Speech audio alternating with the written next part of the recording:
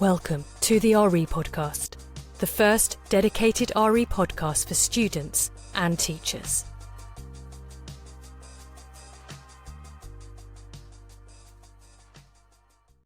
Here is a special bonus episode just for primary schools. My name is Louisa Jane Smith and this is the RE Podcast. Hang on, what is RE? Put your hand up if you know what RE is. Wait a minute, this isn't going to work. I can't see any of your hands. I know, I'll just tell you. RE stands for Religious Education. So I am going to teach you all about religion. Sounds really boring, doesn't it? I wonder what you already know about religion. Let's start with God. You might have heard of him, he's quite famous.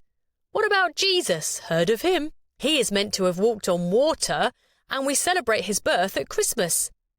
OK, so you've heard of Christianity, but what about Islam with Allah and Muhammad? Or Buddhism with the Buddha? Or Judaism with Hanukkah? What about Sikhism? Aha, now you're shaking your head. Yes, I can see you. So what shall we talk about today? I know, let's start with philosophy. Philosophy what, I hear you say? I know, right? Don't panic. Philosophy means love of knowledge.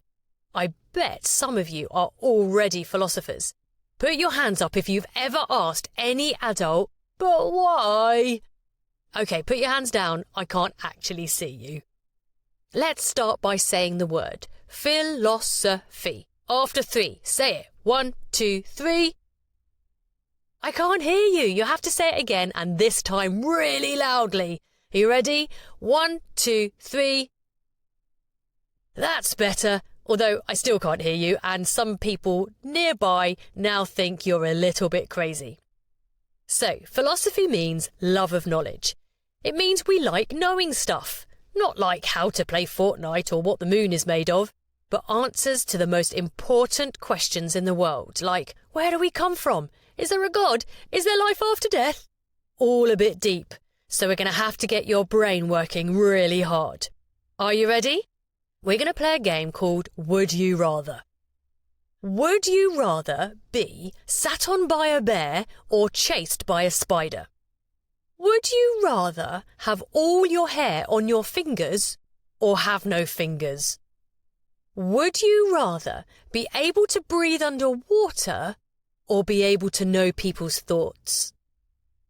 Would you rather be able to fly or be invisible? OK, now we're getting your brains working, so let's keep going. I wonder if you know the answers to these tricky questions. 10 people were sheltering under one normal-sized umbrella, but none of them got wet. Why? Maybe ask your teacher to pause it so you can think. What's the answer? It wasn't raining! If a dog is tied to a rope 10 metres long, how can it reach a bone which is 20 metres away? Pause it again. And the answer? The other end isn't tied to anything. What goes up but never goes down? Pause to think. Your age! John's mother had 3 children. The first was called April, the second was called May. What was the third one called? Who just shouted out June? Nope, it's John. Rewind the question. Listen again. Last question.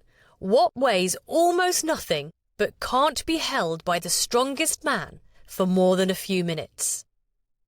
His breath. I wonder how many of them you guessed correctly. Well, it doesn't really matter, it's not a test, but it has shown you what it means to be able to think.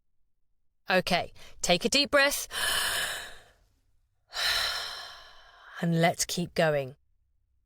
What is the biggest number you can think of?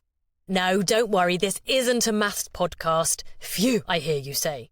Right, so what is the biggest number? 1 million? 1 trillion? 1 zillion? Wait, is that a real number?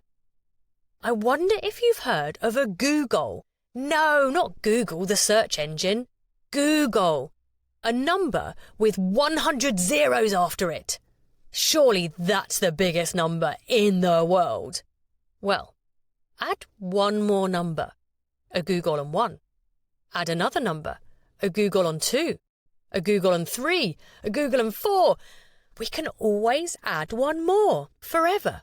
This is called infinity. Just think about that for a bit. Infinity. It blows our little human minds, doesn't it? Anyway, people who believe in God, who are called theists, believe that God is infinite. This means God has no beginning and no end. Wait a minute, I hear you say. That's impossible. God must have had a beginning. Not according to theists. Remember that word? It means people who believe in God. Now, if God had a beginning, God would have to have a cause. But what would cause God? And then what would cause that? There has to be a first cause that has no cause. Okay, this sounds crazy, right? Now look around you. Can you find a 3D square object like a book or a phone or a ruler? Hold it in front of you.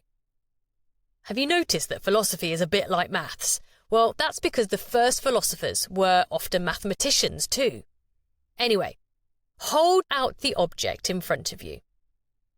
With the other hand, can you point to one end of the object? Well, that's the beginning of time. Now point to the other end. That's the end of time. We are somewhere in between those 2 points, somewhere in time. But God is where you're standing right now, outside of time. Okay, let's think about it another way. Who caused you? Your parents, right? And who caused your parents? Well, their parents, your grandparents. And who caused them? Their parents, and their parents, and their parents, and their parents, and their parents, and their parents, and their parents, and their... Oh, we could go on forever. So who caused the first parents? Some people think God, some people think the Big Bang. But what caused the Big Bang? It's crazy, right? But this is what philosophy is. If your brain can't quite cope with infinity, I have sent your teacher a video that shows you just how big the universe is. Did you know that the universe is actually expanding? This means it's getting bigger, like a balloon that's being blown up. But what is it expanding into? Oh, I know. I promise I'll stop now. Just watch the video and that will cause your brain to explode. My name is Louisa Jane Smith. This is the RE podcast, the podcast for those of you who think RE is boring, which it is. I've just totally proved it to you, haven't I? Thank you so much for listening all the way to the end and being such wonderful children. Goodbye.